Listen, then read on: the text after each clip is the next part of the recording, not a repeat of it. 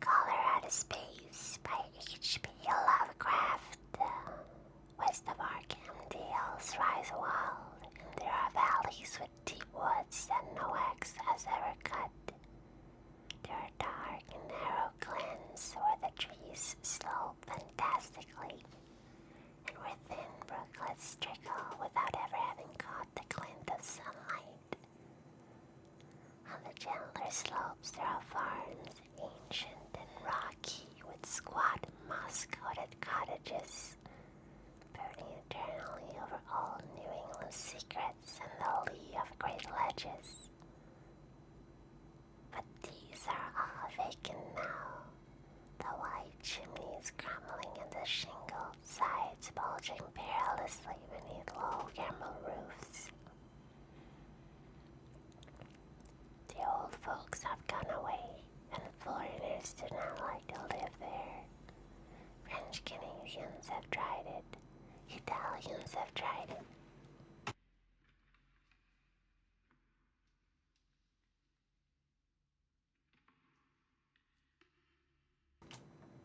The old folks have gone away, and foreigners do not like to live there. French Canadians have tried it, Italians have tried it, and the Poles have come and departed. It is not because of anything that can be seen or heard or handled, but because of something that is imagined. The place is not ground for the imagination and does not bring restful dreams at night. It must be this which keeps the foreigners away, for old Hammy Beers had never told him of anything he recalls from the strange days. Hammy, whose head has been a little bit queer for years, is the only one who still remains, or who ever talks of the strange days. And he dares to do this because his house is so near the open fields and the traveled roads around Arkham.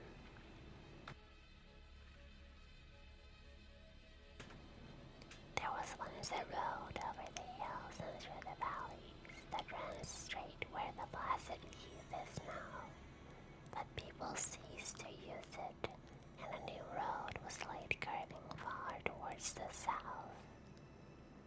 Traces of the old one can still be found amidst the weeds of a returning wilderness, and some of them will doubtless linger even when half the hollows are flooded for the new reservoir. Then the dark woods will be cut down, and the blasted heath will slumber far below blue water, whose surface will mirror the sky and revel in the sun. And the secrets of the strange days will be one with a deep secret, one with the hidden lore of old ocean and all the mystery of primal earth. When I went to the hills and vales to survey for the new reservoir, they told me the place was evil.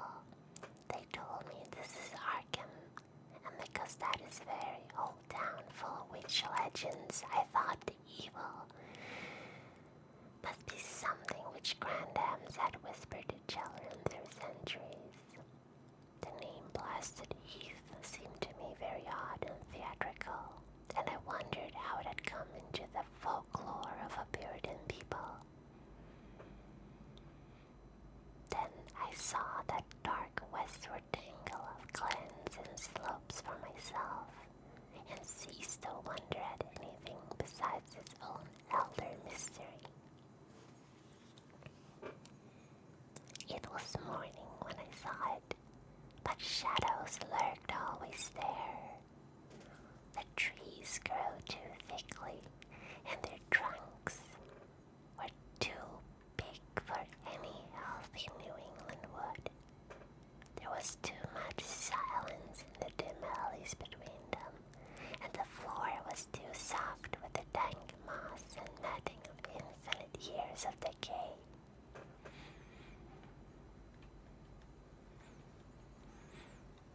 In the open spaces, mostly along the line of the old road, there were little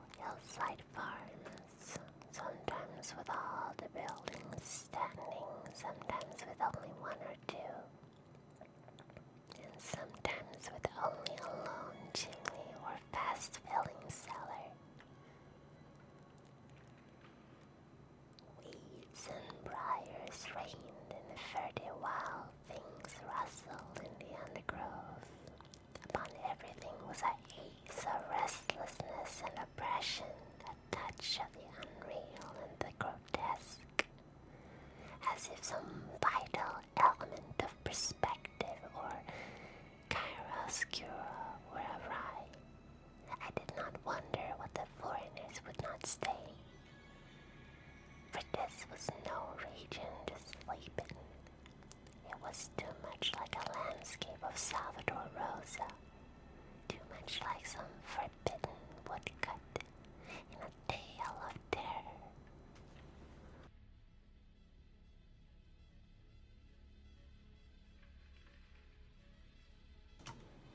But even all this was not so bad as the placid heath. I knew it the moment I came upon it at the bottom of a spacious valley, for no other name could fit such a thing, or any other thing fit such a name. It was as if the poet had coined the phrase from having seen this one particular region. It must, I thought as I viewed it, be the outcome of a fire. But why had nothing new ever grown over those 5 acres of grey desolation that sprawled, open to the sky like a great spot, eaten by acid in the woods and fields?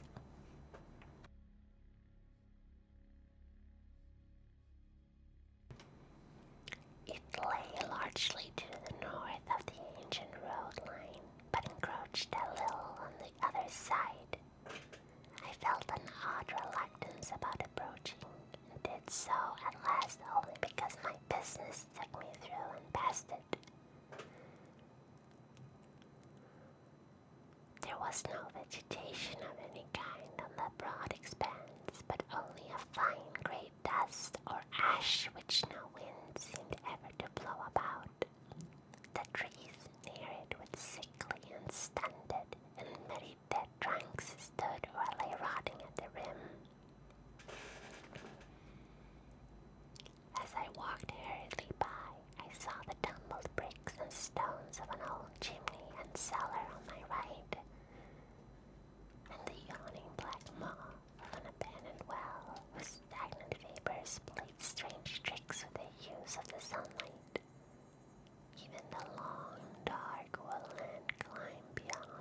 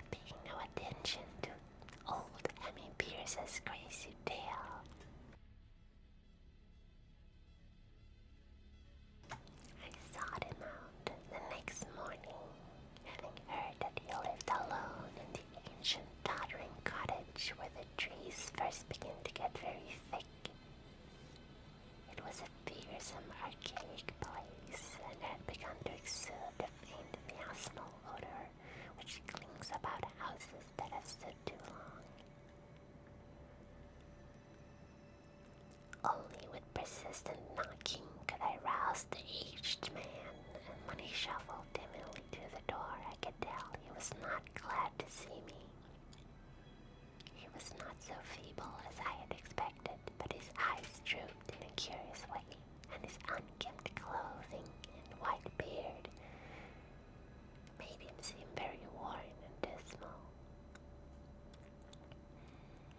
Not knowing just how he could be best launched on his tales, I feigned a matter of business, told him of my surveying, and asked vague questions about the district. He was far brighter and more educated than I had been led to think, and before I knew it he had grasped quite as much on the subject as any man I had talked with in Arkham. He was not like other rustics I had known in the section where reservoirs were to be. From him there were no protests that the miles of old wood and farmland to be blotted out, though perhaps there would have been, had his home not lain outside the bounds of the future lake. Relief was all that he shewed. Relief at the doom of the dark ancient valleys through which he had roamed all his life. They were better on the water now, better on the water since the strange days. And with his opening, his husky voice sank low, while his body leaned forward, and his right forefinger began to point shakily and impressively.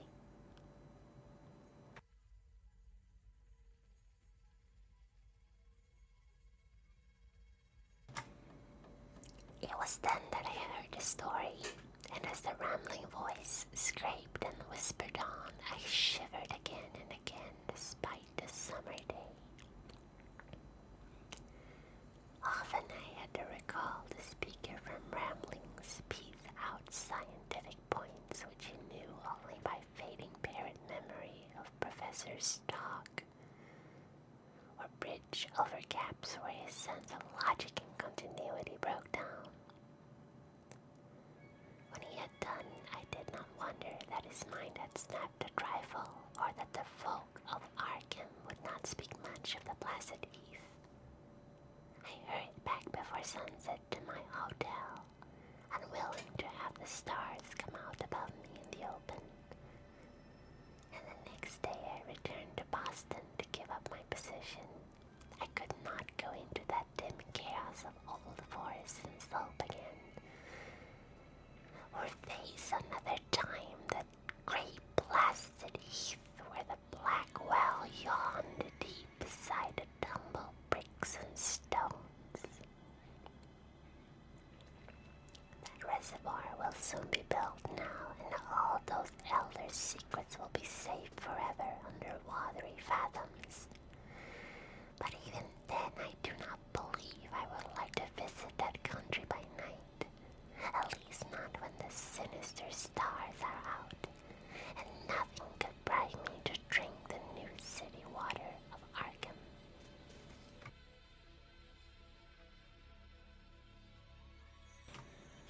It all began, old Emmy said, with a meteorite.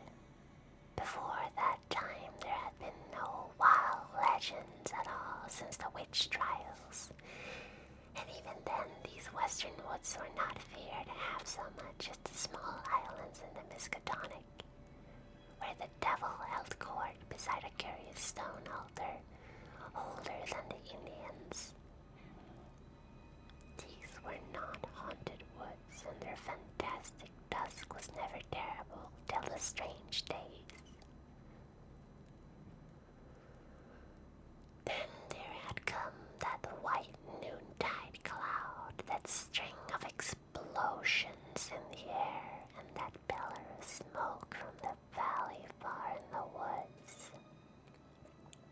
And by night all Arkham had heard of the great rock that fell out of the sky and embedded itself in the grounds beside the well at the Nahum Garden.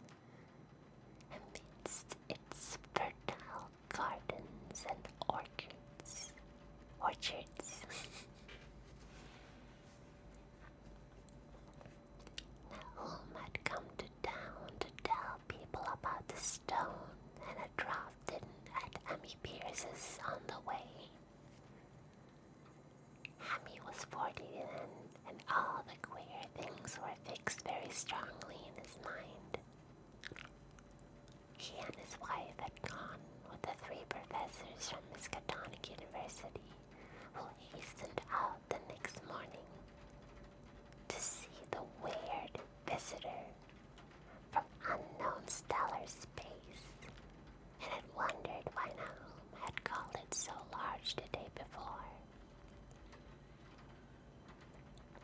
It had shrunk, Nahum said as he pointed out the big brownish mound above the ripped earth and charred grass near the archaic well sweep in its front yard. But the wise men answered that stones do not shrink. Its heat lingered persistently, and Nahum declared it had glowed faintly in the night. The professors tried it with a geologist's hammer and found it was oddly soft. It was in truth so soft as to be almost plastic, and they gouged rather than chipped a specimen to take back to the college for testing. They took it in an old pail borrowed from Nahum's kitchen, for even the small peas refused to grow cool. On the trip back, they stopped at Amis to rest and seemed thoughtful when Mrs. Pierce remarked that the fragment was growing smaller and burning the bottom of the pail. Truly, it was not large, but perhaps they had taken less than they thought. The day after that, all this was in June of '82, the professor had trooped out again in a great excitement. As they passed Amis, they told him what queer things the specimen had done and how it had faded wholly away when they put it in a glass beaker. The beaker had gone too, and the wise men talked of the strange stone's affinity for silicon. It had acted quite unbelievably in that well-ordered laboratory, doing nothing at all, and showing no occluded gases when heated on charcoal, being wholly negative in the borax bead, and soon proving itself absolutely non-volatile at any producible temperature, including that of the oxyhydrogen blowpipe. On an anvil it appeared highly malleable, and in the dark its luminosity was very marked. Stubbornly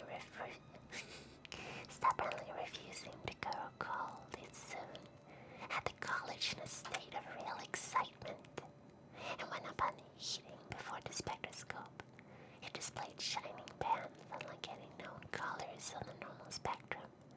There was much breathless talk of new elements, bizarre optical properties, and other things which puzzled men of science, and want to say when faced by unknown.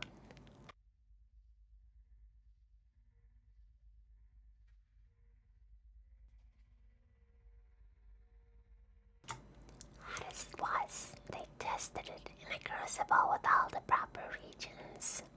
Water did nothing. Hydrochloric acid was the same. Nitric acid and even aqua regia merely hissed and spattered against its stored invulnerability. Hammy had difficulty in recalling all these things, but recognized some solvents as I mentioned them in the usual order of use. There were ammonia and caustic soda, alcohol and ether, nauseous carbon disulfide, and a dozen others. But although the weight grew steadily less as time passed, and the fragments seemed to be slightly cooling, there was no change in the solvent to show that they had attacked the substance at all. It was a metal, though, beyond a doubt. It was magnetic for one thing, and after its immersion in the acid solvents, there seemed to be faint traces in the Stetson figure found on meteoric iron. When the cooling had grown very considerable, the testing was carried on in glass, and it was in a glass beaker that they left all the chips made of the original fragment during the work. The next morning, both chips and beaker were gone without trace.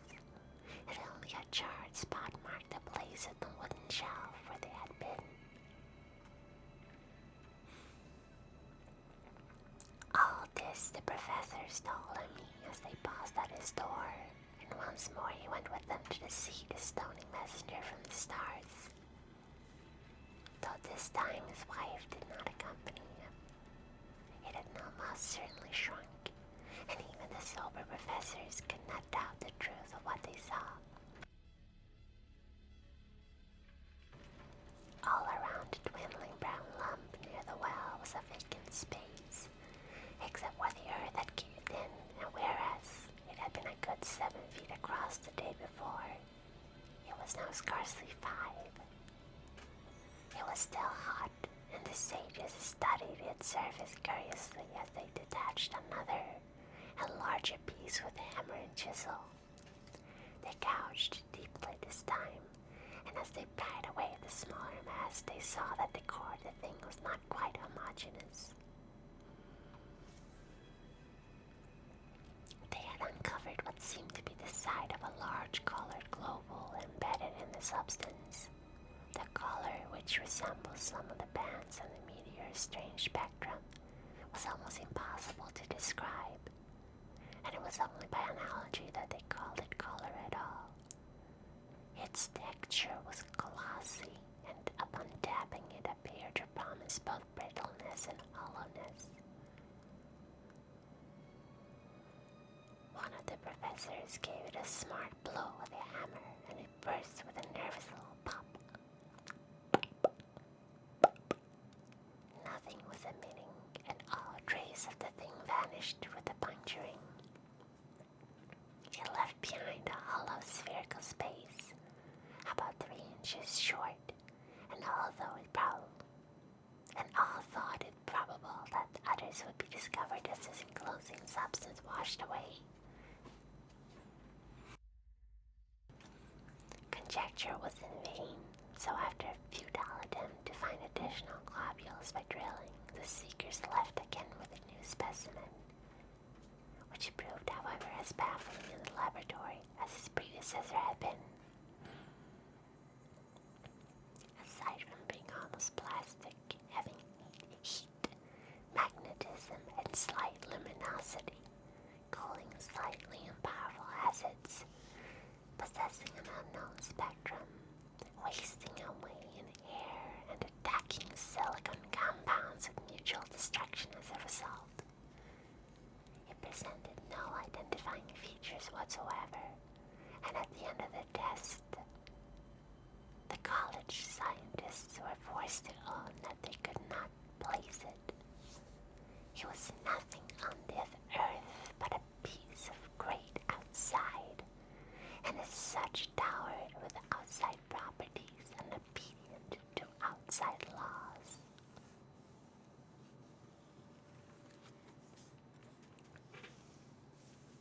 That night there was a thunderstorm, and when the professors went out to Nahams the next day, they met with bitter disappointment. The stone, magnetic as it had been, must have had some peculiar electrical property, for it had drawn the lightning, as Nahum said, with a singular persistence. 6 times within an hour, the farmer saw the lightning strike the furrow in the front yard. And when the storm was over, nothing remained but a ragged pit by the ancient well sweep, half choked with cave-in earth. Digging had borne no fruit, and the scientists verified the fact of the utter vanishment. The failure was total, so that nothing was left to do but go back to the laboratory and test again that disappearing fragment left carefully cased in lead. That fragment lasted a week, at the end of which nothing of value had been learned of it.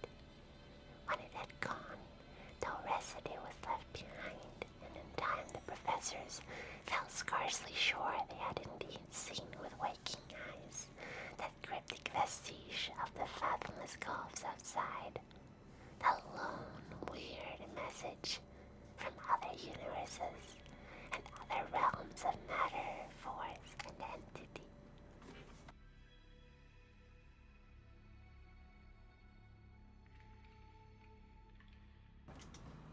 As was natural,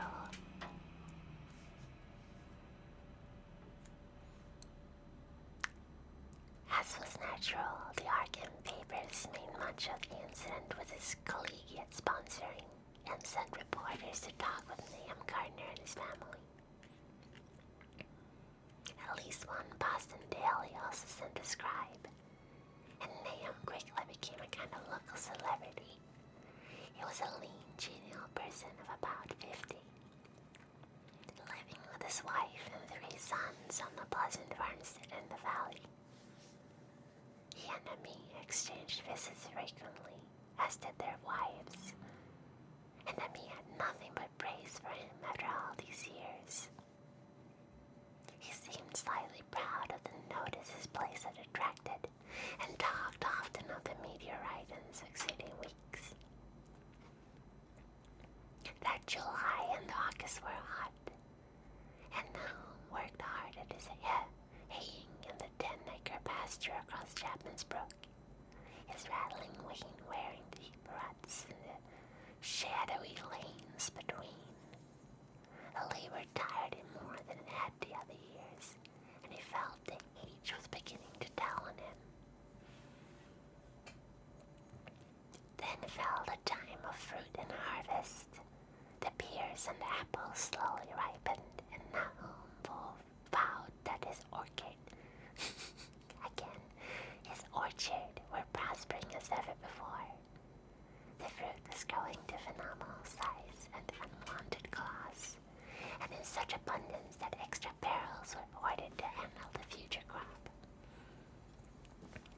But with the ripening came sore disappointment, for of all that gorgeous array of specious lusciousness, not one single jot was fit to eat. Into the fine flavor of the pears and apples had crept a stealthy bitterness and sickishness, so that even the smallest of bites induced a lasting disgust. It was the same with the melons and tomatoes, and Nahum sadly saw that his entire crop was lost. Quick to connect events, he declared that the meteorite had poisoned the soil, and thanked heaven that most of the other crops were in the upland lot along the road. Winter had come early and was very cold, and me saw Nahum less often than usual and observed that he had begun to look worried. The rest of his family, too, seemed to have grown taciturn, and were far from steady in their church-going or their attendance at the various social events of the countryside. For this reserve or melancholy no cause could be found, though all the household confessed now and then to poorer health and a feeling of vague disquiet. Nahum himself gave the most definite statement of anyone when he said he was disturbed about certain footprints in the snow. They were the usual prints of red squirrels, white rabbits, and foxes, but the brooding farmer professed to see something not quite right about their nature and arrangements. He was never specific, but appeared to think that they were not as characteristic of the anatomy and habits of squirrels and rabbits and foxes as they ought to be. Amy listened without interest to this talk until one night when he drove past Nahum's house in his sleigh on the way back from Clark's Corner. There had been a moon, and a rabbit had run across the road, and the leaps of that rabbit were longer than either Amy or his horse liked. The latter, indeed, had almost run away when brought upon by a fern rain. Thereafter, Amy gave Nahum's tales more respect, and wondered why the gardener dogs seemed so cowed and quivering every morning.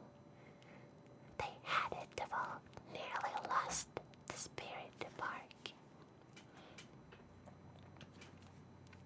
In February, the McGregor boys from Meadow Hill were out shooting woodchucks, and not far from the gardener place backed a very peculiar specimen.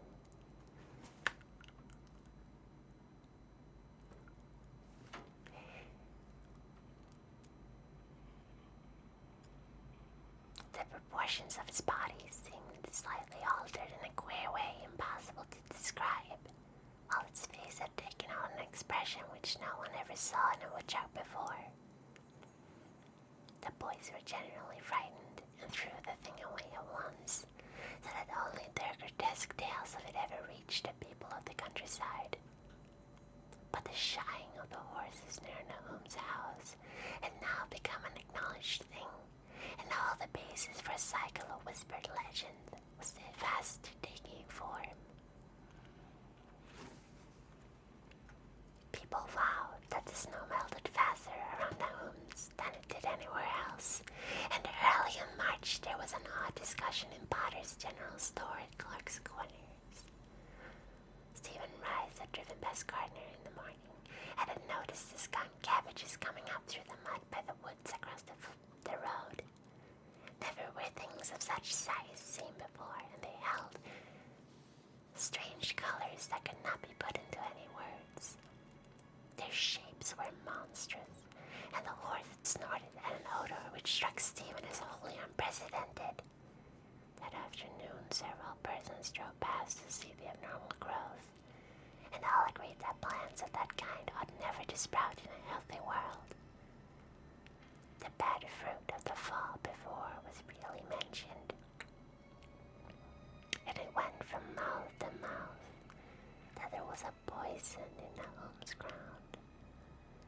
Of course, it was the meteorite, and remembering how strange the men from the college had found that stone to be, several farmers spoke about the matter to them. One day they paid Nahum a visit, but having no love of wild tales and folklore, were very conservative in what they inferred. The plants were certainly odd, but all skunk cabbages are more or less odd in shape and odor and hue. Perhaps some mineral elements from the stone had entered the soil, but it would soon be washed away. And as for footprints and frightened horses, of course, this was merely counter talk with such a phenomenon as the aerolite would be certain to start. There was really nothing for serious men to do in cases of wild gossip. For superstitious rustics will say and believe anything. And so all through the strange days the professor stayed away in contempt. Only one of them, when given 2 files of dust for analysis in a police job over a year and a half later, recalled that the queer color of that skunk cabbage had been very like one of the anomalous bands of light shown by the meteor fragments in the college spectroscope, and like the brittle globule found embedded in the stone from the abyss. The samples in this analysis case gave the same odd bands at first, though later they lost their property. The trees sputtered prematurely around Nahum's, and at night they swayed ominously in the wind. Nahum's second son, Thaddeus, a lad of 15, swore that they swayed also when there was no wind. But even the gossips would not credit this. Certainly, however, restlessness was in the air. The entire Gardner family developed the habit of stealthily listening, though not for any sound which they could consciously name.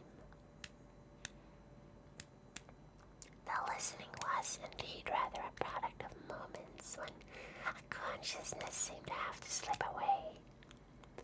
Unfortunately, such moments increased week by week, till it became common speech that something was wrong with all Nahum's folks. When the early sexy rage came out, it had another strange color, not quite like that of the skunk cabbage, but plainly related and equally unknown to anyone who saw it. Nahum took some blossoms to Arkham and showed them to the editor of the Gazette, but that dignitary did no more than write a humorous article about them, in which the dark fears of rustic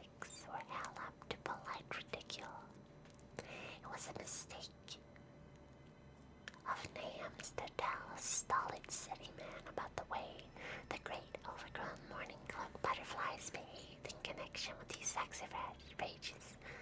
Sexy pages. Sexy pages.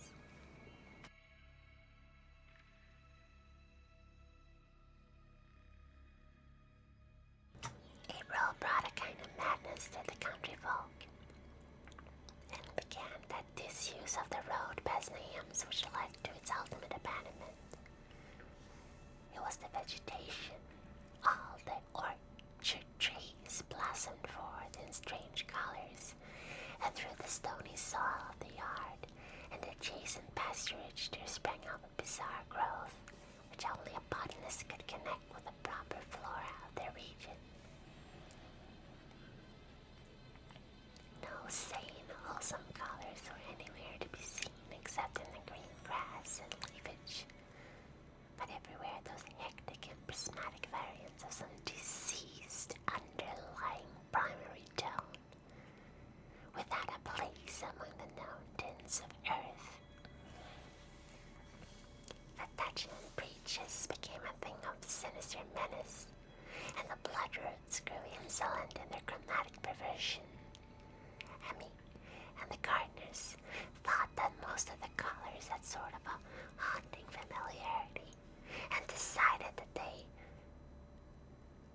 reminded one of the brittle globule in the meteor. Now plowed and sowed that 10-acre pasture and the upland lot, but did nothing with the land around the house. He knew it would be no use, and hoped that the summer's strange growth would draw all the poison from the soil. He was prepared for almost anything now, and had grown used to the sense of something near him waiting to be heard. The shunning of his house by neighbors told on him, of course, but it told on his wife more. The boys were better off being at school each day, but they could not help being frightened by the gossip. Thaddeus, an especially sensitive youth, suffered the most. In May, the insects came, and Tom's place became a nightmare of buzzing and crawling. Most of the creatures seemed not quite usual in their aspects and motions, and their nocturnal habits contradicted all former experience. The gardeners took to watching at night, watching in all directions at random for something. They could not tell what. It was then that they all owned that Thaddeus had been right about the trees. Mrs. Gardner was in ecstasy from the window as she watched the swollen boughs of a maple against the moonlit sky. The boughs surely moved, and there was no wind. It must be the sap.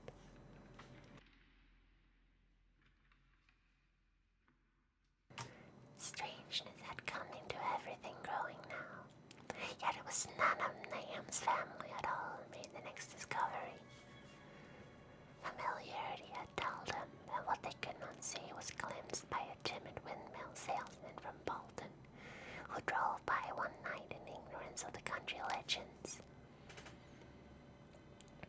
What he told in Arkham was given a short paragraph in the Gazette, and it was there that all the farmers, Nahum included, saw it first. The night had been dark, and the buggy lamps faint, but around a farm in the valley, which everyone knew from the account must be Nahum's, the darkness had been less thick.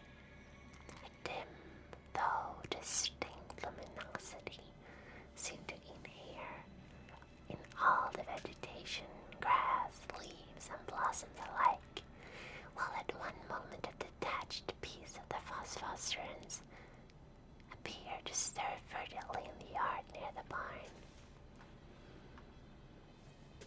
The grass had so far seemed untouched, and the cows were freely pastured in the lot near the house. But towards the end of May, the milk began to be bad. Then Nahum had the cows driven to the uplands, after which the trouble ceased. Not long after this, the change in grass and leaves became apparent to the eye. All the verdure was going gray, and was developing a highly singular quality of brittleness. Ami was now the only person who would ever visit the place, and its visits were becoming fewer and fewer. When schools closed, the gardeners were virtually cut off from the world, and sometimes let Ami do their errands in town. They were failing, curiously both physically and mentally, and no one was surprised when the news of Mrs. Gardner's madness stole around. It happened in June, about the anniversary of the meteor's fall, and the poor woman screamed about things in the air which she could not describe. In her ravings there was not a single specific noun, but only verbs and pronouns. Things moved and changed and fluttered, and ears tingled to impulses which were not wholly sound. Something was taken away, she was being drained of something. Something was fastening itself on her that ought not be. Someone must make it keep off. Nothing was ever still in the night. The walls and windows shifted. Nahum did not send her to the county asylum, but let her wander about the house, as long as she was harmless to herself and others. Even when her expression changed, it did nothing. But when the boys grew afraid of her, and Thaddeus nearly fainted at the way she made faces at him, he decided to keep her locked in the attic. By July, she had ceased to speak and crawled on all fours, and before that month was over, Nahum got a mad notion that she was slightly luminous in the dark. As he now clearly saw, was the case with the nearby vegetation. It was a little before this that the horses had stampeded. Something had aroused them in the night, and their neighing and kicking in their stalls had been terrible. There seemed virtually nothing to do to calm them, and when Nahum opened the stable doors, they all bolted out like frightened woodland deer. It took a week to track all four, and when found they were seen to be quite useless and unmanageable.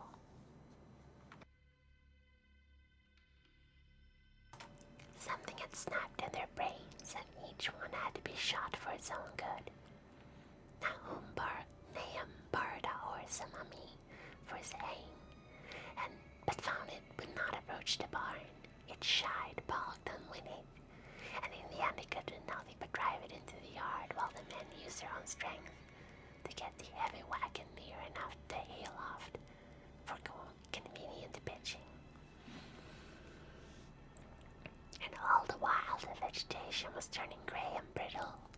Even the flowers, whose hues had been so strange, were graying now, and the fruit was coming out gray and dwarfed and tasteless. The asters and goldenrod bloomed gray and distorted, and the roses and zinnias and the hollyhocks in the front yard were such blasphemous-looking things that Nahum's oldest boy, Zenas, cut them down. The strangely puffed insects died about that time, even the bees that had left their hives and taken to the woods. By September, all the vegetation was fast crumbling to grayish powder, and Nahum feared that the trees would die before the poison was out of the soil. His wife now had spells of terrific screaming, and he and the boys were in constant state of nervous tension. They shunned people now, and when school opened, the boys did not go. But it was Ami, on one of his rare visits, who first realized that the well water was no longer good.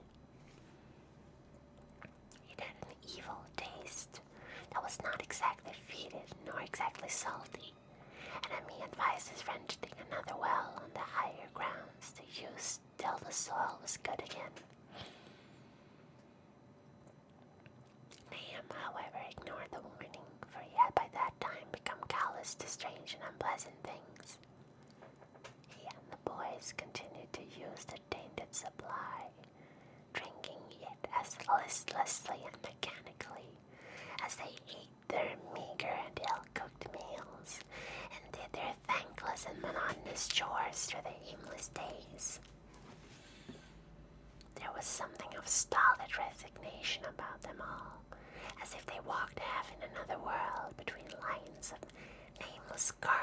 certain and familiar doom.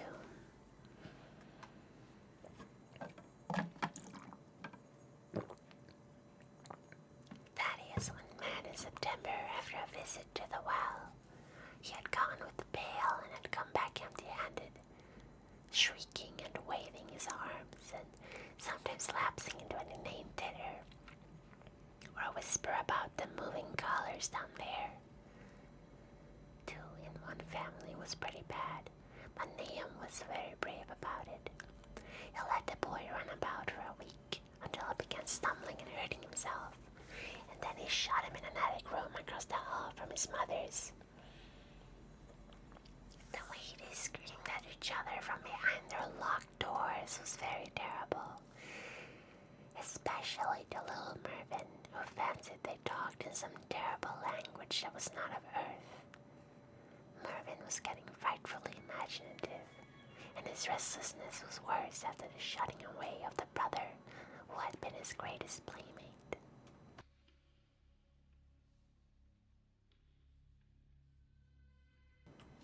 Almost at the same time, the mortality among the livestock commenced. Poultry turned grayish and died very quickly, their meat being found dry and noisome upon cutting. Hogs grew inordinately fat, then suddenly began to undergo loathsome changes which no one could explain. Their meat was of course useless, and Nahum was at his wit's end. No rural veterinary would approach his place, and the city veterinary from Arkham was openly baffled.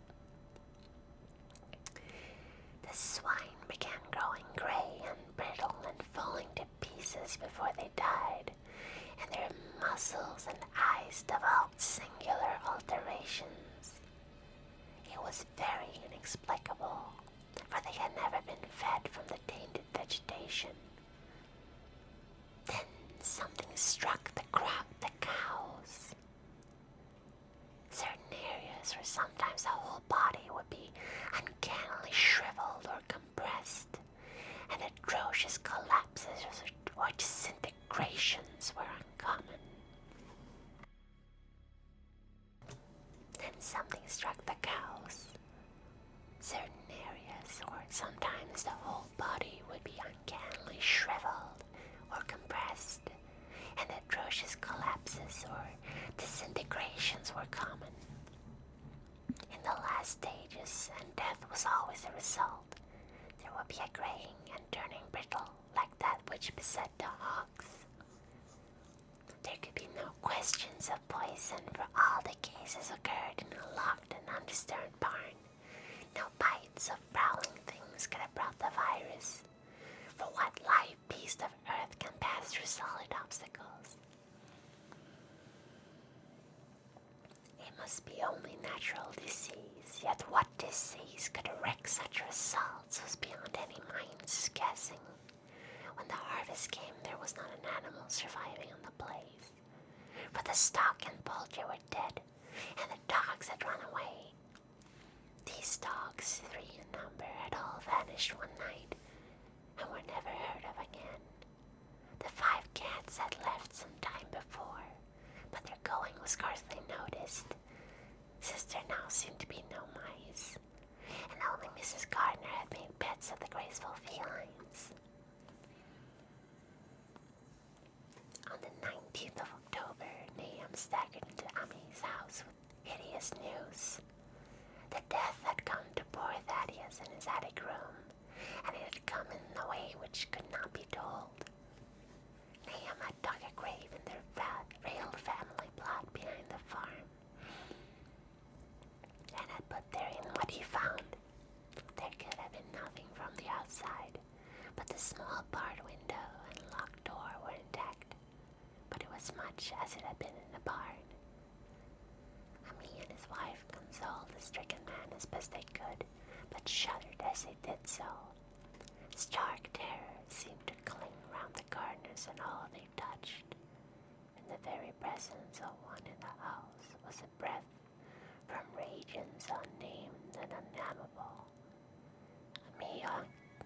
Ami accompanied Nahum home with the greatest reluctance, and did what he might to hysterical sobbing of little Mervyn. Zenas needed no calming. He had come of late to do nothing but stare into space and obey what his father told him, and Amy thought that his fate was very merciful. Now and then Mervyn's screams were answered faintly from the attic, and in response to an inquiring look, Nahum said that his wife was getting very feeble. When night approached, Amy managed to get away, for not even friendship could make him stay in that spot.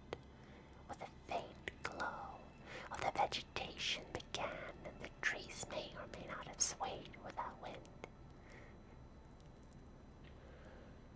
It was really lucky for me that he was not more imaginative. Even as things were, his mind was bent ever so slightly, but he had been able to connect and reflect upon all the portents around him. He must inevitably have turned a total maniac. In the twilight he hastened home, the screams of the mad woman and the nervous child ringing horribly in his ears.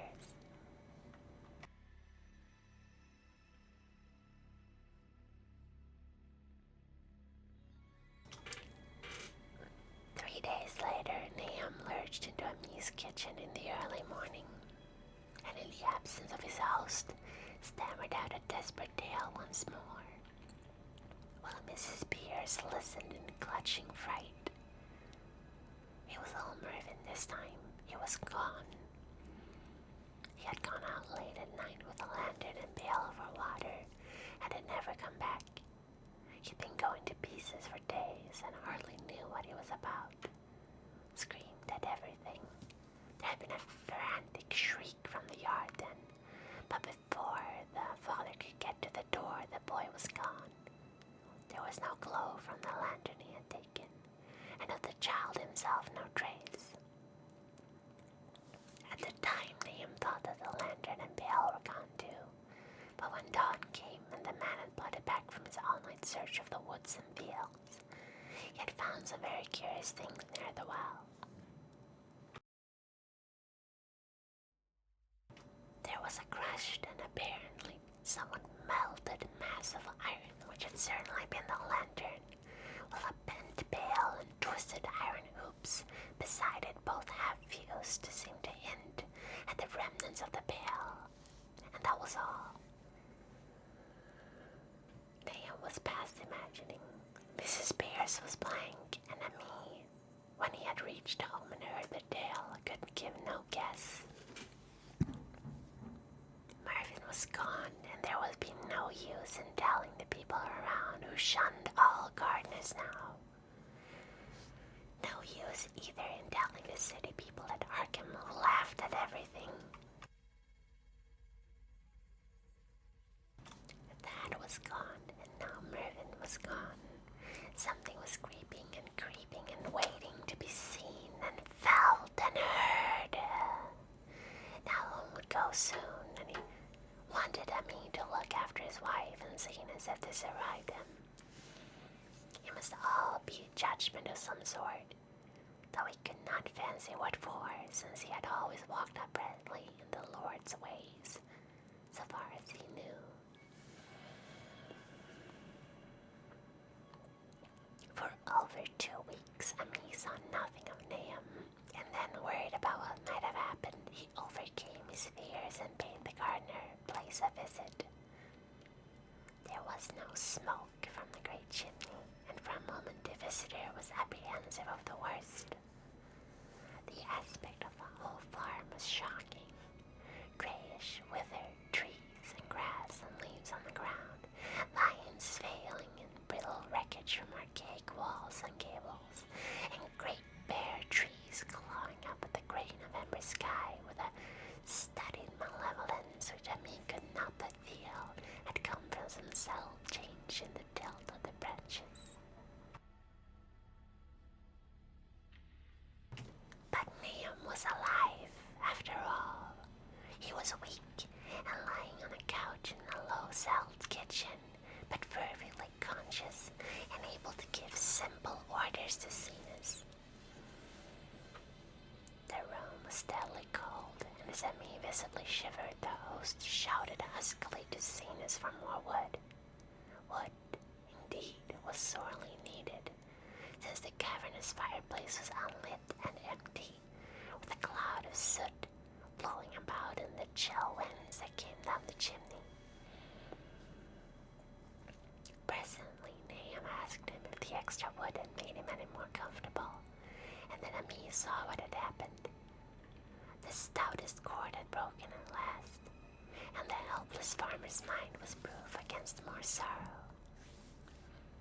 Questioningly, tactfully, Ami could get no clear data at all about the missing Zenas. In the well, he lives.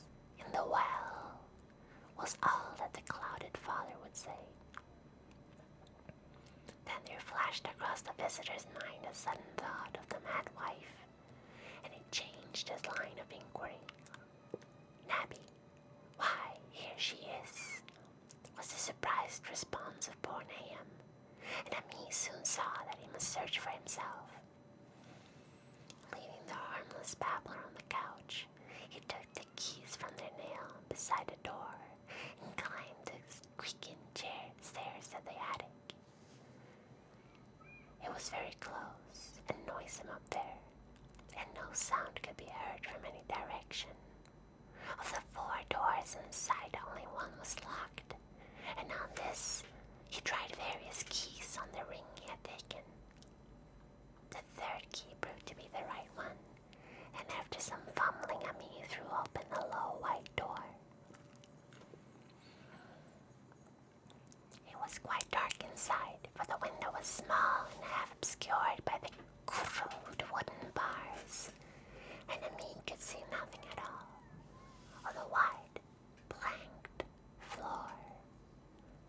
The stench was beyond enduring, and before proceeding further, he had to retreat to another room and return with his lungs filled with breathable air. When he did enter, he saw something dark in the corner, and upon seeing it more clearly, he screamed outright. And while he screamed, he thought a momentary cloud eclipsed the window, and a second later he felt himself brushed as if by some hateful current of vapor. Strange colors danced before his eyes, and had not a present horror numbed him, he would have thought of the globule in the meteor that the geologist's hammer had shattered, and of the morbid vegetation that had sprouted in the spring. As it was, he thought only of the blasphemous monstrosity which confronted him, and which all too clearly had shared the nameless fate of young Thaddeus and the livestock. But the terrible thing about his horror was that it very slowly and perceptibly moved as it continued to crumble. Ami would give me no added particulars at this scene, but the shape in the corner does not reappear in his tale as a moving object. There are things which cannot be mentioned, and what is done in common humanity is sometimes cruelly judged by the law. I gathered that no moving thing was left in the attic room, and that to leave anything capable of motion there would have been a deed so monstrous as to damn any accountable being to eternal torment. Anyone but a stolid farmer would have fainted or gone mad, but Ami walked conscious through that low doorway and locked that accursed secret behind him. There would be Nahum to deal with now. He must be fed and tended, and removed to some place where he could be cared for. Commencing his descent of the dark stairs, Ami heard a thud below him. He even thought a scream had been suddenly choked off, and recalled nervously the clammy vapor which had brushed by him in that frightful room above. What presence had his cry and entry started up? Halted by some vague fear, he heard still further sounds below.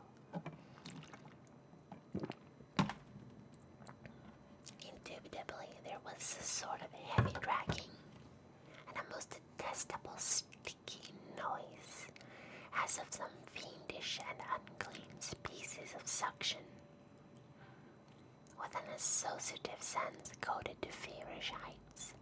He thought unaccountably of what he had seen upstairs. Good God! What eldritch dream world was this into which he had blundered? He dared move neither backwards nor forwards, but stood there trembling at the black curve of the box-lit staircase. Every trifle of the scene burned itself into his brain. The sounds, the sense of dread expectancy, the darkness, the steepness of the narrow steps, and merciful heaven, the faint but unmistakable luminosity of all the woodwork in sight. Steps, sides, exposed leaves, and beam alike. Then there burst forth a frantic whinny from Ami's horses outside, followed at once by a clatter which told of a frenzied runaway. In another moment, horse and buggy had gone beyond the earshot, leaving the frightened man on the dark stairs to guess what had sent him. But that was not all. There had been another sound up there, a sort of liquid splash, water. It must have been the well.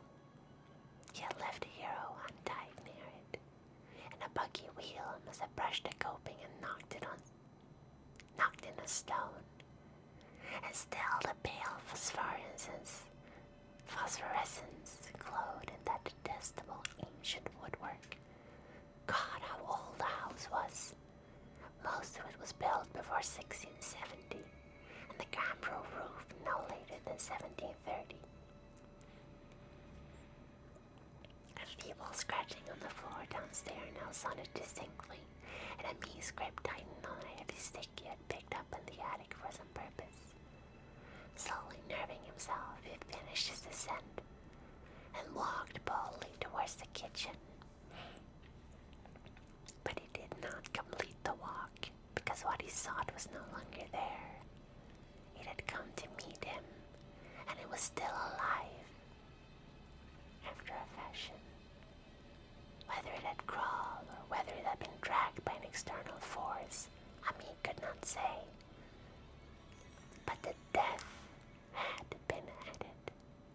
Everything had happened in the last half hour. But collapse, graying, and disintegration were already far advanced. There was a horrible brittleness, and dry fragments were scaling off. Ami could not touch it, but looked horrifiedly into the distorted parody that had been a face. What was it, Nahum? What was it? He whispered, and the cleft, bulging lips were just able to crackle out a final answer.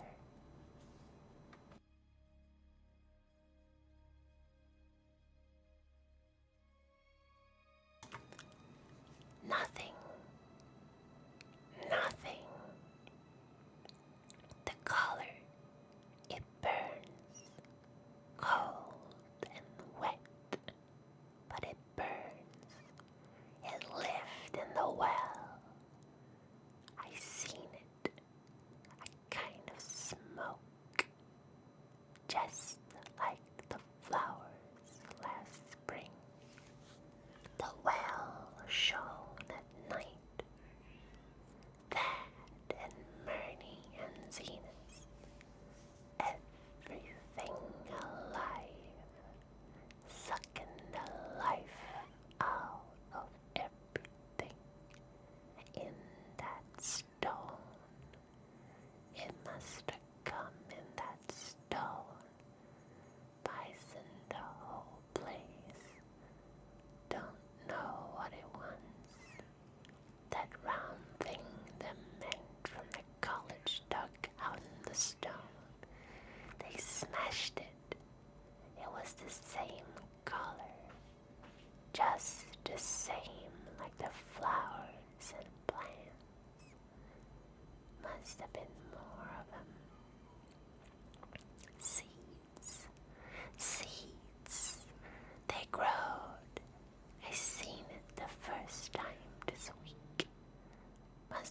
strong uneasiness.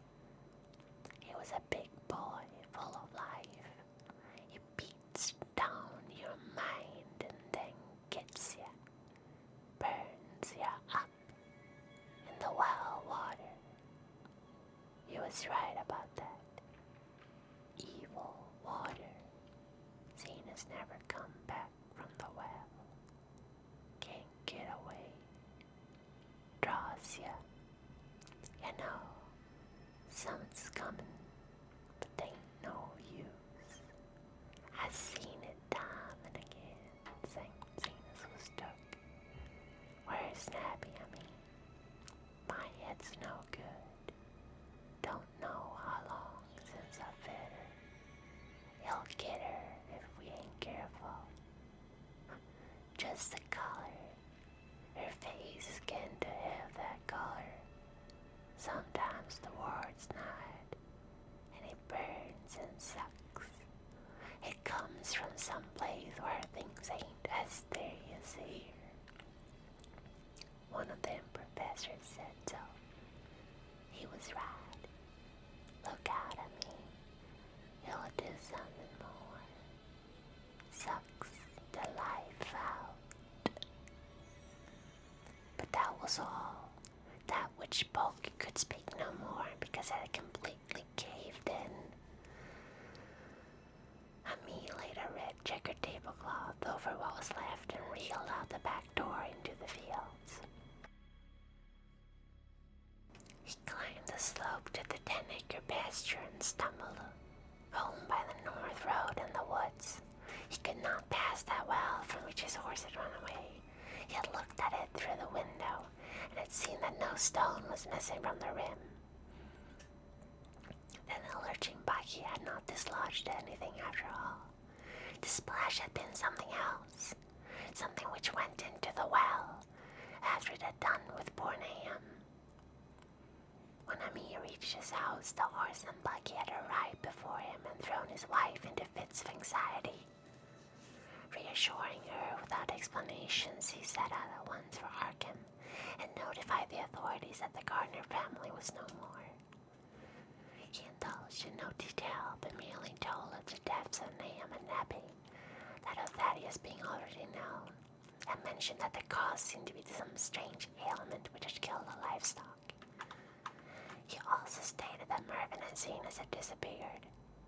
There was considerable questioning at the police station, and in the end Ami was compelled to take 3 officers to the Gardner farm, together with the coroner, the medical examiner, and the veterinary who had treated the deceased animals.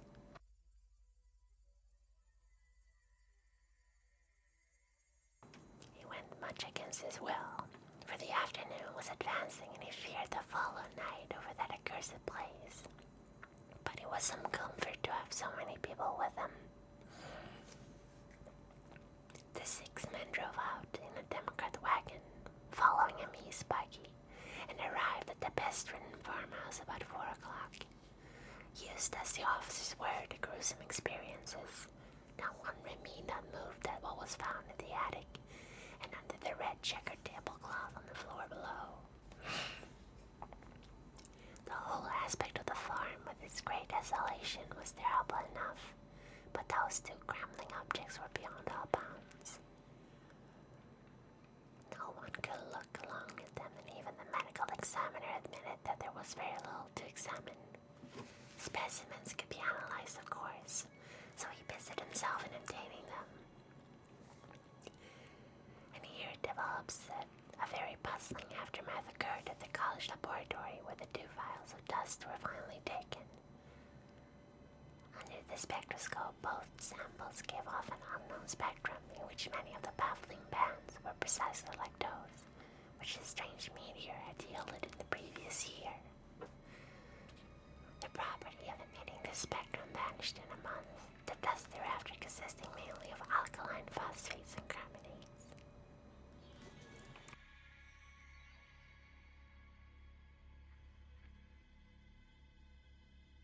Ami would not have told the man about the well if he had thought they meant to do anything then and there.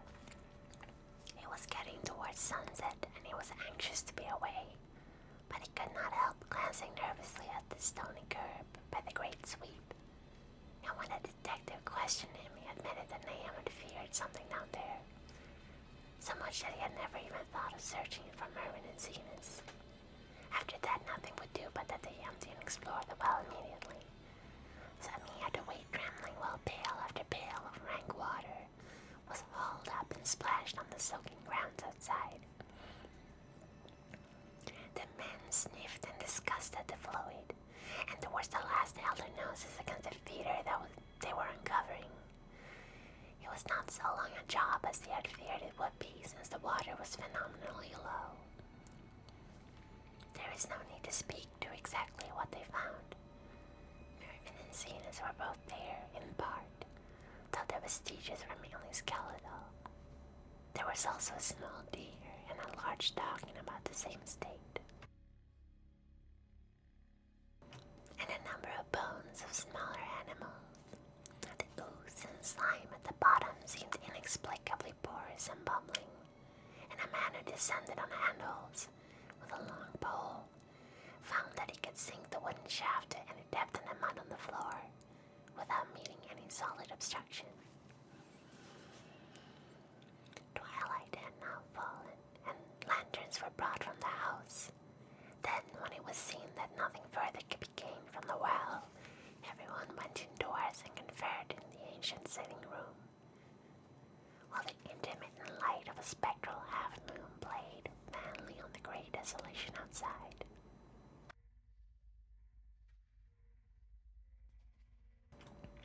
The men were frankly nonplussed by the entire case and could find no convincing common element to link the strange vegetable conditions, the unknown disease of livestock and humans, and the unaccountable deaths of Mervyn and Zenas in the tainted well. They had heard the common country talk, it is true, but could not believe that anything contrary to natural law had occurred. No doubt the meteor had poisoned the soul, but the illness of persons and animals who had eaten nothing grown in that soil was another matter. Was it the well water? Very possible. It might be a good idea to analyze it. But what peculiar madness could have made both boys jump into the well? Their deeds were so similar, and the fragments showed that they both suffered from great brittle death. Why? Why was everything so grey and brittle?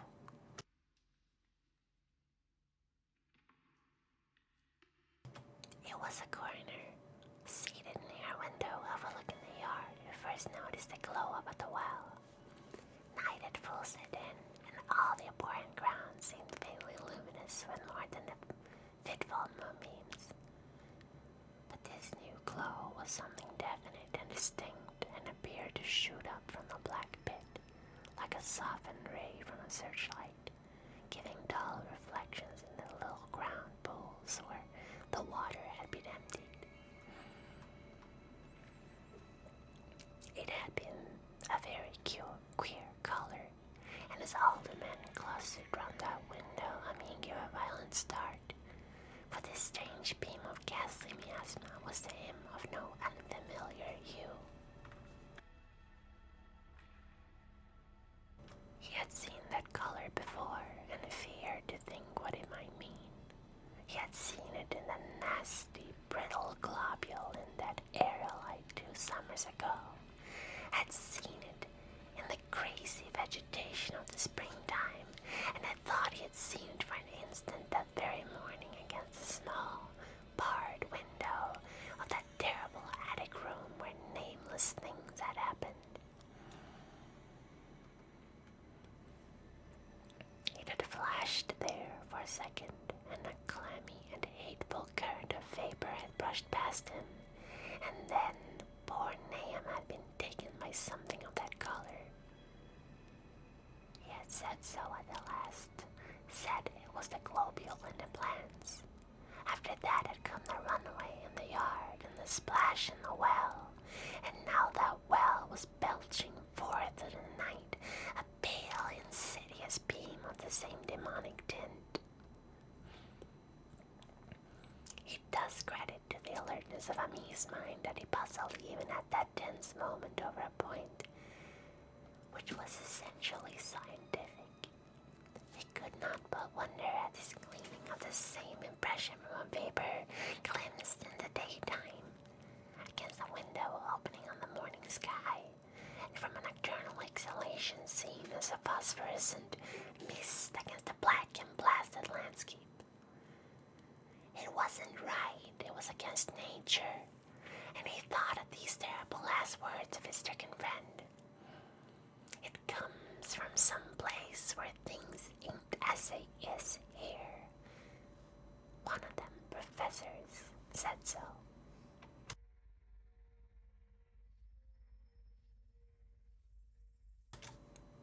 All three horses outside, tied to a pair of shriveled saplings by the road, were now neighing and pawing frantically. The wagon driver started for the door to do something, but Emil laid a shaky hand on his shoulder. "Don't go out there," he whispered. "There's more to this snore than what we know. Nahum said something lived in the well that sucks your life out. He said it must be somewhat growed from a round ball like one we all seen in the meteor stone that fell a year ago, in June. Sucks and burns," he said, "and it's just a cloud of color like that light out there now, that you can hardly see and can't tell what it is. Nahum thought it feeds on everything living and gets stronger all the time. He said he's seen it this last week. It must be something from away off in the sky like the men from the college last year says the meteor stone was. The way it's made and the way it works ain't like no way of God's world. It's somewhat from behind, from beyond." So the men paused indecisively as the light from the well grew stronger and the hitched horses pawed and whinnied in increased frenzy. It was truly an awful moment, with terror in that ancient and accursed house itself. 4 monstrous sets of fragments, 2 from the house and 2 from the well, and the woodsod behind. And that shaft of unknown and unholy iridescence from the slimy depths in front. He had restrained the driver on impulse, forgetting how uninjured he himself was after the clammy brushing of that colored vapor in the attic room. But perhaps it is just as well that he acted as he did. No one will ever know what was taken abroad that night. And though the blasphemy from beyond had not so far hurt any humans of unweakened mind, there is no telling what it might not have done at the last moment, and with its seemingly increased strength and especial science of purpose, it was soon to display beneath the half-clouded moonlit sky.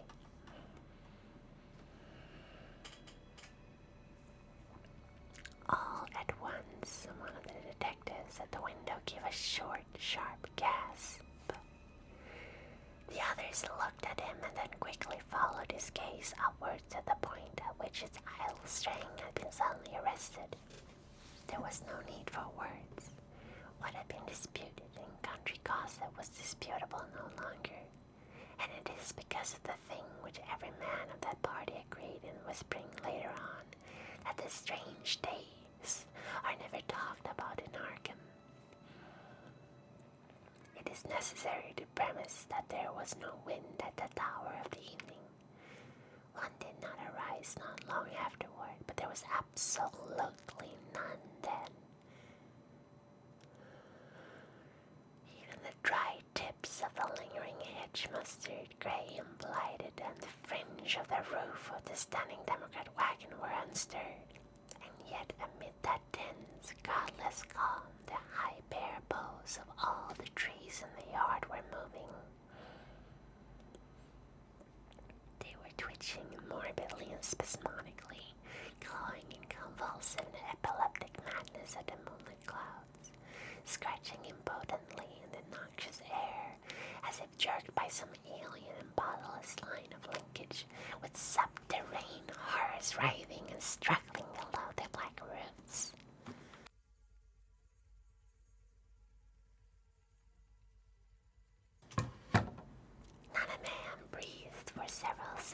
and then a cloud of darker depth passed over the moon, and the silhouette of clutching branches faded out momentarily. At this there was a general cry, muffled with awe, but husky and almost identical from every throat, for the terror had not faded with the silhouette, and in a fearsome instant of deeper darkness, the watchers saw wriggling at the treetop height 1,000 tiny points of fate and unhallowed radiance, tipping each bow like the fire of Saint Elmo, or the flames that came down on the apostle's head at the Pentecost. It was a monstrous constellation of unnatural light, like a glutted swarm of corpse-fit fireflies dancing hellish sarabands over an accursed marsh, and its color was that same nameless intrusion which Ami had come to recognize and dread. All the while, a shaft of phosphorescence from the well was getting brighter and brighter, bringing to mind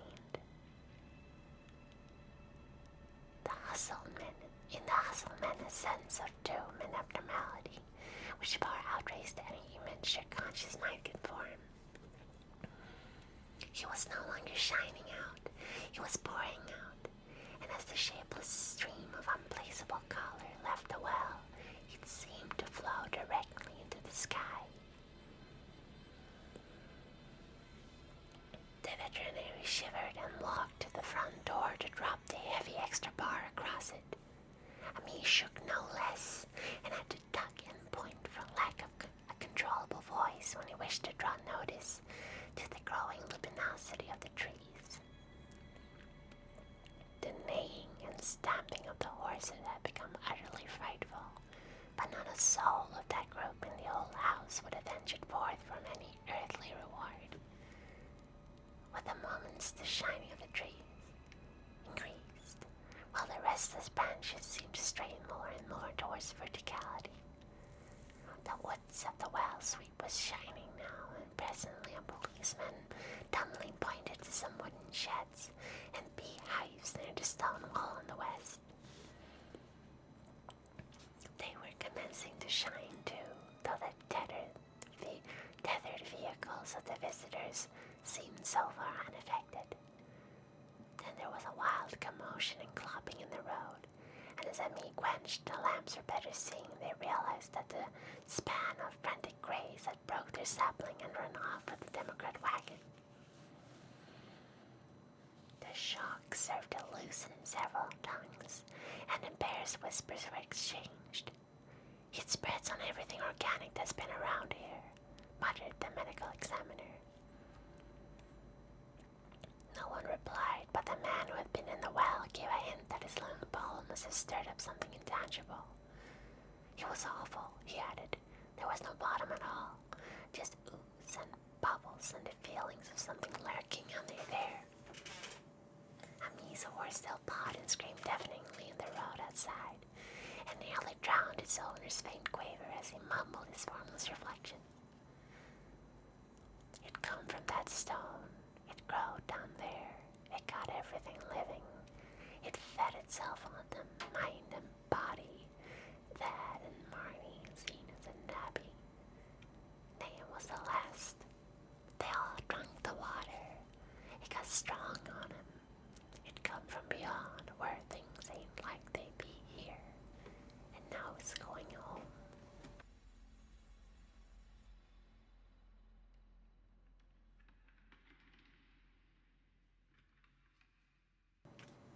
At this point, as the column of unknown color flared suddenly stronger and began to weave itself into fantastic suggestions of shape which each spectator later described differently, there came from poor tethered hero such a sound as no man before or since ever heard from a horse. Every person in that low-pitched sitting room stopped his ears, and Ami turned away from the window in horror and nausea. Words cannot convey it. And when Ami looked out again, the hapless beast lay huddled inert on the moonlit ground between the splintered shafts of the buggy. That was the last of the hero, till they buried him next day. But the present was no time to mourn, for almost at this instant a detective solemnly called attention to something terrible in the very room with them. In the absence of the lamplight, it was clear that a faint phosphorescence had begun to pervade the entire apartment. It glowed on the broad planked floor and the fragment of rag carpet, and shimmered over the sashes of the small pane windows. It ran up and down the exposed corner posts, coruscated about the shelf and mantel, and infected the very doors and furniture. Each minute saw it strengthen, and at last it was very plain that healthy living things must leave that house. He showed them the back door and the path up through the fields to the 10-acre pasture. They walked and stumbled as in dream, and did not dare look back till they were far away on the high grounds.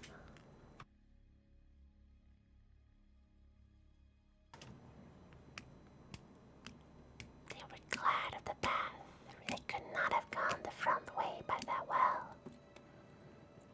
It was bad enough passing the glowing barn and sheds, and those shining orchard trees with their gnarled, fiendish contours, but thank heaven the branches did their worst, twisting high up.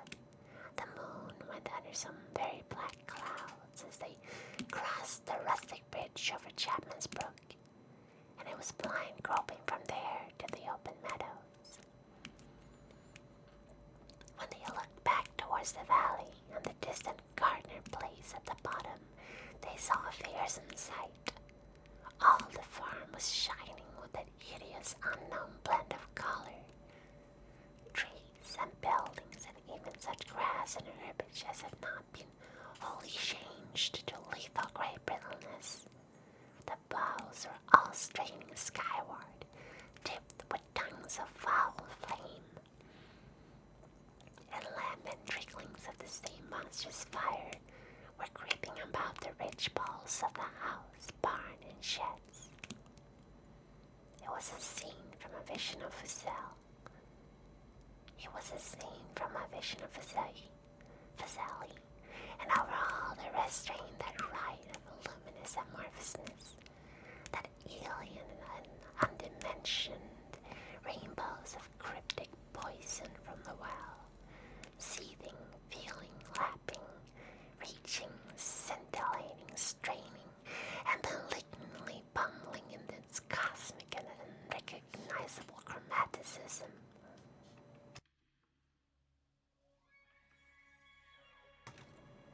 Then, without warning, the hideous thing shot vertically up towards the sky like a rocket or meteor, leaving behind no trail and disappearing through a round and curious regular hole in the clouds, before any man could gasp or cry out.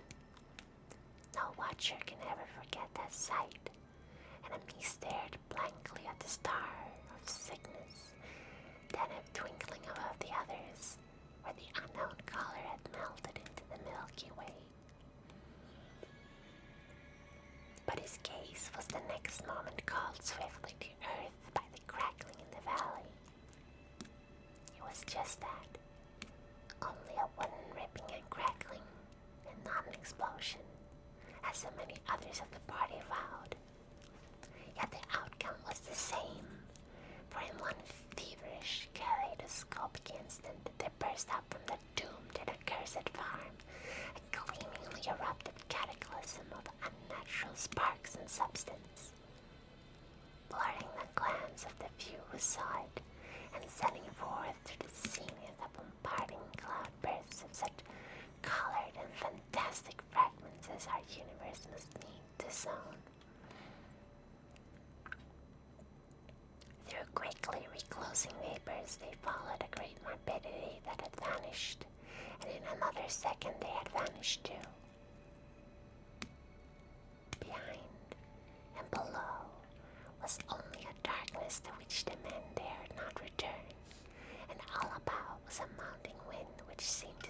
down in black, roar gusts from interstellar space.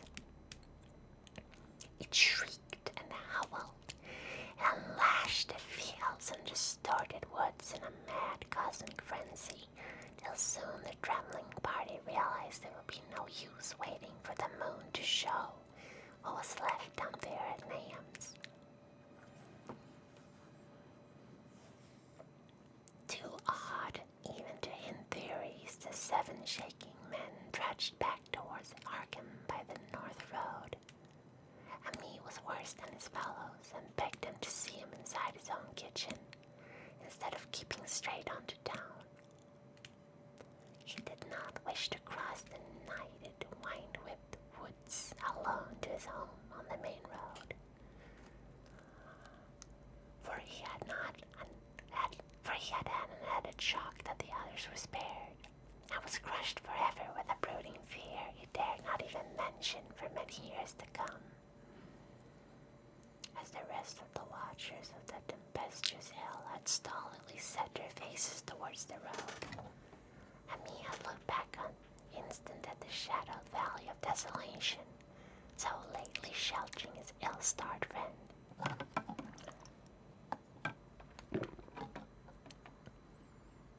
And from that stricken, faraway spot he had seen something feebly rise, only to sink down again upon the place from which the great shapeless horror had shot into the sky. It was just a color again, but not any color of our earth or heaven. And because Ami recognized that color and knew that this last faint remnant must still lurk down there in the well, he has never been quite right since. Ami would never go near the place again. It is over half a century now since the horror happened, but he has never been there. I will be glad when the new reservoir blots it out. I shall be glad too, for I do not like the way the sunlight changed colors around the mouth of the abandoned well I passed. I hope the water will always be very deep, but even so I shall never drink of it. I do not think I shall visit the Arkham country thereafter. 3 of the men who had been with me returned the next morning to see the ruins by daylight, but there were not any real ruins, only the bricks of the chimney, the stones of the cellar, some mineral and metallic glitter here and there, and the rim of that nefarious well. Save Rami's dead horse, which they towed away and buried, and the buggy which they shortly returned to him, everything that had ever been living had gone. 5 eldritch acres of dusty gray desert remained, nor has anything ever grown there since. To this day, it sprawls open to the sky, like a great spot eaten by acid in the woods and fields, and the few who have ever dared glimpse it, in spite of the rural tales, have named it the Blasted Heath. The rural tales are queer. They might be even queerer if city men and college chemists could be interested enough to analyze the water from that disused well, or the grey dust that no wind seems ever to disperse. Botanists, too, ought to study the stunted flora on the borders of that spot, for they might shed light on the country notion that the blight is spreading, little by little, perhaps an inch a year. People say the color of the neighboring herbage is not quite right in the spring, and that wild things leave queer prints in the light winter snow. Snow never seems quite so heavy on the Blasted Heath as it is elsewhere. Horses, the few that are left in this motor age, grow skittish in the silent valley, and hunters cannot depend on their dogs too near the splotch of grayish dust.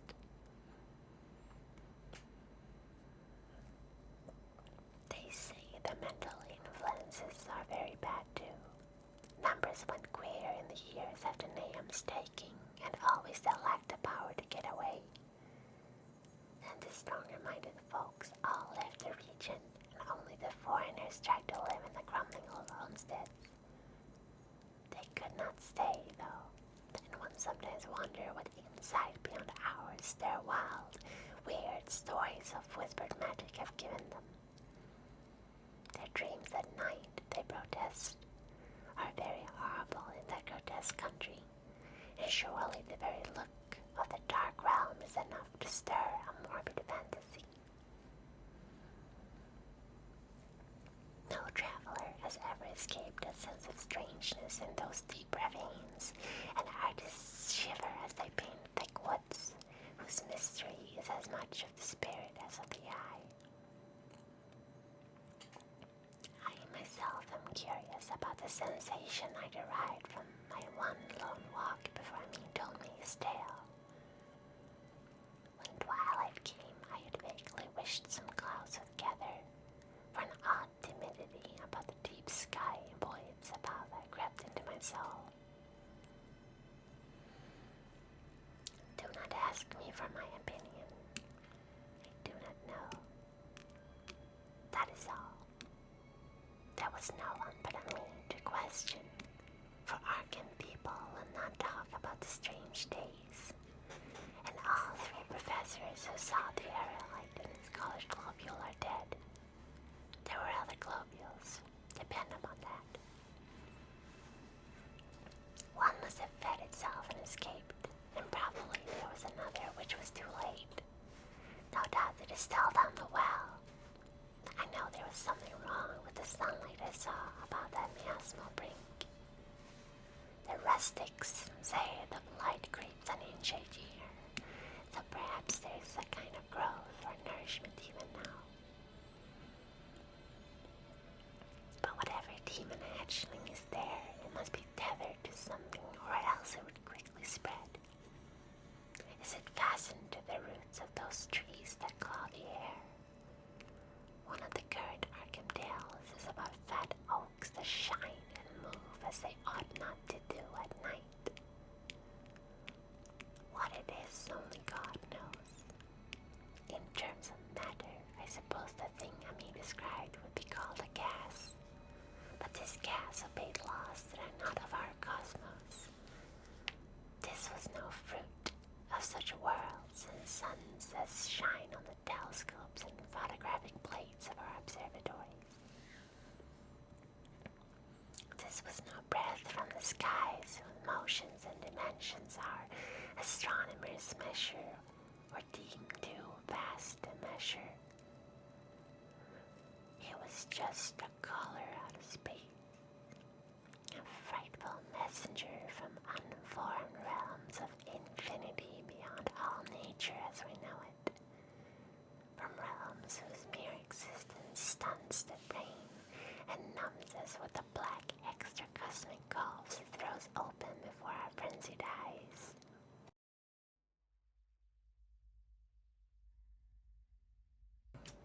I doubt very much if Ami consciously lied to me, and I do not think his tale was all a freak of madness as the townfolk had forewarned. Something terrible came to the hills and valleys on that meteor, and something terrible, though I know not in what proportion, still remains.